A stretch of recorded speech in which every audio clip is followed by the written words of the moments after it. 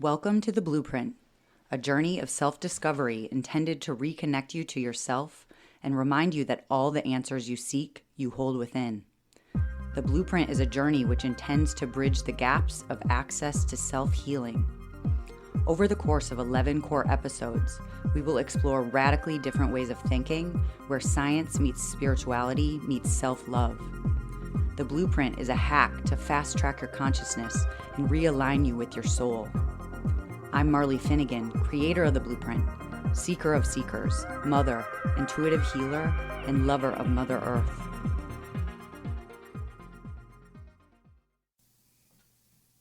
Welcome to Part 2 of The Blueprint. Empathy is everything. We must not judge ourselves for doing what we had to do to survive.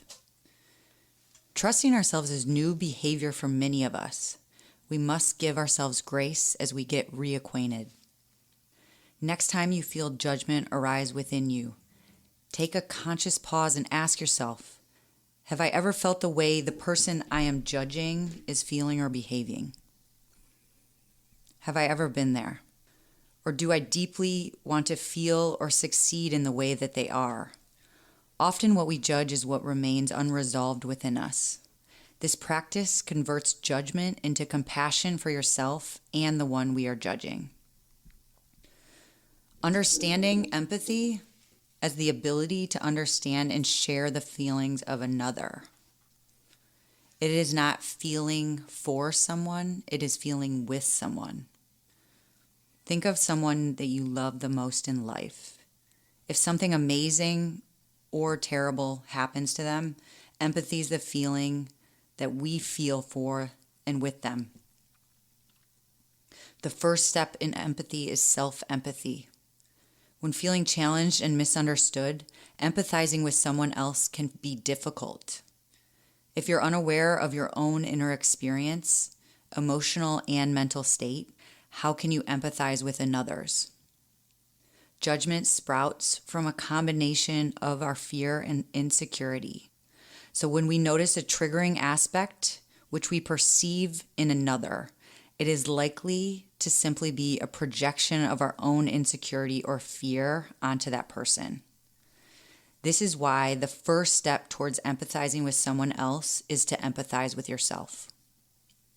When we empathize with all versions of ourselves, including our inner child, inner teen, and any other previous or future versions of ourselves, we can see the different stories and assumptions which have kept those versions of ourselves limited in some way. The concept of stuck energy within our bodies and the essential nature of empathy is that we must feel the stuck emotions and feelings in order to release them. I always say we must feel to heal. What you are avoiding the most is the biggest key to your emotional and mental freedom. Going deeper, our bodies and our minds create a ton of neural pathways to avoid painful situations, often so deep that our conscious minds are fully unable to access them. Yet they live on in residence within our bodies in ways that we don't know if we are not especially attuned to them. Pain exists to get us to pay attention. And the paying attention is where the magic of life lives. The present moment is where we truly live with ourselves. Focusing on the past or the present are ways of bypassing ourselves and any type of pain in which we are trying to avoid. Grief is also essential. When we are unable to process our grief, it has only one place to go, the body. When we store grief, we lose the full capacity to breathe deeply into our diaphragm. It sounds extreme, but the lungs and the heart actually collapse. The body is in a constant state of restriction. It's in a state of fight or flight. I myself, at 40 years old, have noticed my own traps of my shoulders that essentially have been up in a state of almost fight or flight for most of my life. And not until doing body work, different fascia body work, have I actually recognized this consistent story. Simply witnessing it can be a key to a subconscious unlock and open our awareness to this physicality. Now that I see my issue with my shoulders and my traps always being up practically near my ears, I'm highly aware of it, and I continue to do work around releasing that energy. So Mother Earth as a teacher of empathy, nature is always changing all around us, and yet humans are often in a constant state of rejecting change. When we look at nature and her ability to let go, to change, to compost, and be reborn, it's a reminder that we are Earth. The rhythms of Mother Earth remind us that we too are temporary. We are all in constant states of evolution, never for one moment not moving forward within our lives and within the universe. We must come back to ourselves, come back to our breath, to our bodies, to let go, cry. We are held by Mother Earth and supported by nature all around us, yet we spend less than 3% of our time outside. Imagine what your body can feel like when you empathize with yourself to step out of the energies of fear, guilt, and shame. We've adopted these naturally from stories and shortcuts that our brains have adapted, which are not in service to us. We will cover this in part 3. Feel the empathy for all versions of yourself and the feelings you've been conditioned to feel. Give yourself permission to let go. Here are some introspective questions for your review. What is your relationship to judgment of yourself and others? What are the main ways in which you judge yourself? How often do you allow yourself to fully feel your feelings? Are there parts of your life or history that you intentionally try to not let enter your mind? The energies and emotions which we frequently try to avoid include shame, guilt, regret, sadness, loneliness, fear, and scarcity. These are human-created states. They are energies of separation from self and from others. These feelings are diminished when we have a sense of safety, security, and acceptance. When we are not given this by our trusted caretakers during this formation of our subconscious minds, we must create and nourish these within ourselves. This begins by seeing ourselves and our experiences with loving grace and empathy. We must feel our feelings, and especially the ones we are avoiding, to heal the trauma and pain. The concept of transmutation of these energies into creative energy of love and commitment to not judge ourselves are essential to uncovering the trail of trauma with an empathetic lens. This very simply means continuing to trace our intrusive thoughts, emotions that are unwanted, and words which are not in service to ourselves, tracing them back to their origin and that version of yourself in which they were created. Seeing your inner child with empathy is essential to this process. See you as a teen and even you as an adult. And then think about if it were your child, a beloved family member, or friend. There's always an angle of empathy for our own experience when we continue looking at it from a different perspective. There's also an important energy of receivership, which is part of the divine feminine. The art of receiving and rebalancing this energy, receiving as a practice means receiving words, receiving love, receiving acts of service, receiving compliments, receiving all aspects of what people want to give you, what Mother Earth wants to give you, what Spirit wants to give you, and knowing that you are worthy. The importance of energy and receivership is balancing the divine feminine.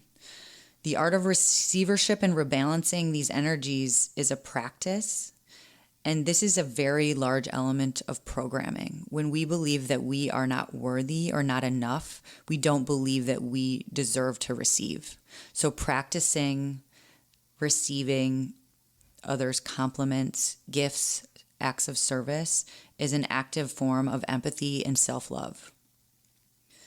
When we recognize stagnant energy and understand that there are somatic tools available to us, such as movement, breath work, journaling, somatic body work, fascia body work, neural pathway rewiring, and somatic movement, also things like EMDR therapy and even talk therapy, we know that these are ways we can move energies through our body with empathy and self-love. Other methods of energetic cleansing to know about include crystal therapy, Reiki, burning energetic clearing elements such as sage, Palo Santo, sound and salt baths, dancing, movement, yoga, water, including showers, swimming, and being in natural bodies of water are beautiful ways to energetically cleanse your body. We also must have empathy for narcissism. We're in a habit societally of labeling narcissists and sociopaths as people who have a tendency to feed off of other people's energies while creating scenarios in which they're able to manipulate others or to be interpersonally exploitative. We venture to guess most narcissists out there do not know they're narcissists, and in fact, narcissism can arise from a place of childhood trauma in which a person becomes extremely focused on the self in an act of self-preservation or self-protection. Behind a mask of confidence, they might not be sure of their self-worth or are actively seeking their worth by outsourcing it from others.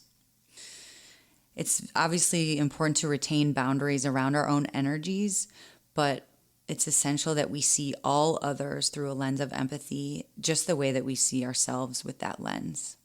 Empathy and compassion for others' lived experiences is essential, as everyone has their own versions of trauma. Regarding individualism and coming back to the collective, in order to heal as a collective, we must first reconnect back to ourselves with empathy and heal the discordant energy within. As is commonly said, we cannot receive love until we love ourselves. The truth in this is that if we do not love ourselves, we do not feel or believe we are worthy of the love that anyone wants to give us. We might temporarily feel fulfilled by someone else's love, but eventually, when that feeling fades, we return to the feeling of unworthiness due to our own unhealed feelings about ourselves. The collective needs healing, but in order to heal as a collective, we must first heal ourselves so that we may see and acknowledge the infinite, unconditional love available to us within and all around us. When we avoid the present actively, it's because we are avoiding thoughts, emotions, or words or memories in which we do not want to see, feel, or experience. This is actually a golden nugget of insight. As we have said, the present moment is where we truly live with ourselves. It is all that we need to see if we allow ourselves the silence to hear, feel, and receive it. Here are some questions for your blueprint. How can you intentionally exhibit kindness to yourself? How does being kind to yourself make you feel? How can you stay in the present moment? Practice noticing when you focus on the future or past and kindly usher yourself back to the present, asking yourself what you are avoiding in the now. What do you feel when you think about receiving compliments, love, gifts, or act of service? What does your soul want you to see? How can you empathize with yourself in this experience? How does the phrase, "your words are your world," make you feel? Thank you for choosing yourself. The work to return to yourself is some of the hardest work you can do. We believe everyone is intuitive, creative, and always connected to their own divine highest power. When we invest in ourselves and our consciousness, we are raising the frequency of humanity. What we do in the highest good of our souls, we do for the highest good of all. We've designed experiences for you to continue in your exploration of these topics, which are on a pay-what-you-can basis. Find customized meditations, journal prompts, rituals, and abundant resources at the link in our bio or theblueprintwithin.com.